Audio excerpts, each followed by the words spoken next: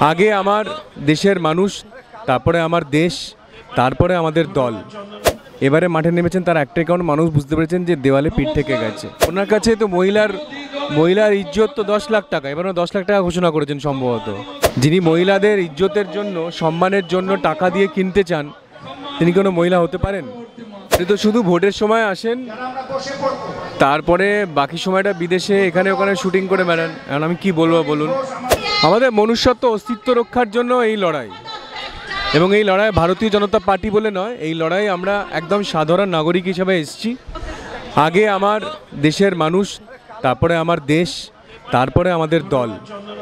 তো সেই জন্য কামদুনি হয়েছে, সন্দেশখালি হয়েছে, বারাসাত হয়েছে, মধ্যমগ্রাম হয়েছে, কালিয়াগঞ্জ হয়েছে, মালদহ হয়েছে, কিন্তু যেভাবে আজকে সাধারণ মানুষ এই আন্দোলনের সঙ্গে যুক্ত হয়েছেন এটা অভিনব।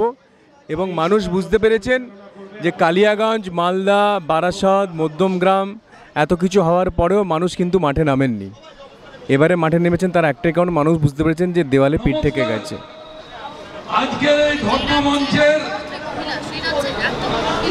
শ্রদ্ধেয় সঞ্চালক, বিধানসভার প্রধান, কেন ওনার কাছে তো মহিলার ইজ্জত তো 10 লাখ টাকা, এবারে 10 লাখ টাকা ঘোষণা করেছেন সম্ভবত, তাই তো? তো ওনার কাছে সম্মান রক্ষা করা, কোথাও 10 লাখ, কোথাও 2 লাখ, কোথাও 5 লাখ, কোথাও 1 লাখ।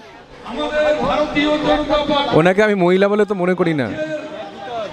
যিনি মহিলাদের ইজ্জতের জন্য, সম্মানের জন্য টাকা দিয়ে কিনতে চান, তিনি কোনো মহিলা হতে পারেন? মঞ্চে উপস্থিত আছেন আমাদের না, ওটা মুখ ফুসকে বলে ফেলছেন উনি। অ্যাকচুয়ালি মানে উনি তো সারা পৃথিবীর সমস্ত ভাষা জানেন, তো বলে বাংলা ভাষাটা ভুলে গেছেন। নির্যাতিতা বলছেন, ধর্ষিতা বলছেন।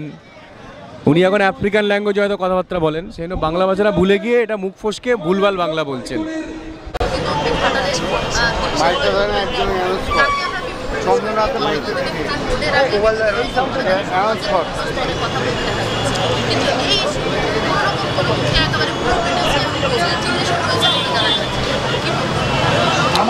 না, উনি তো শুধু ভোটের সময় আসেন, তারপরে বাকি সময়টা বিদেশে এখানে ওখানে শুটিং করে বেড়ান। এখন আমি কি বলবো বলুন? ওনার তো রাজনীতিটা একটা পয়সা কামানোর একটা প্ল্যাটফর্ম। পয়সা কিভাবে কামাবেন, দুর্নীতি করবেন, করে সেটাকে কি করে সেফগার্ড দেবেন, তার জন্য রাজনীতি করেন। তো মানুষের জন্য রাজনীতি করেন না। কেউ যদি মানুষের জন্য রাজনীতি করতেন, তাহলে কি একদিন ধরে বিদেশে বসে থাকতেন? তাই না?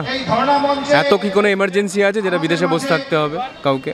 যেখানে সারা বাংলার মায়েরা বোনেরা কাঁদছে, যেখানে সারা বাংলার সম্মান ভুলুণ্ঠিত হয়ে গেছে, সেখানে কি কারো বিদেশে থাকাটা খুব ইম্পর্ট্যান্ট?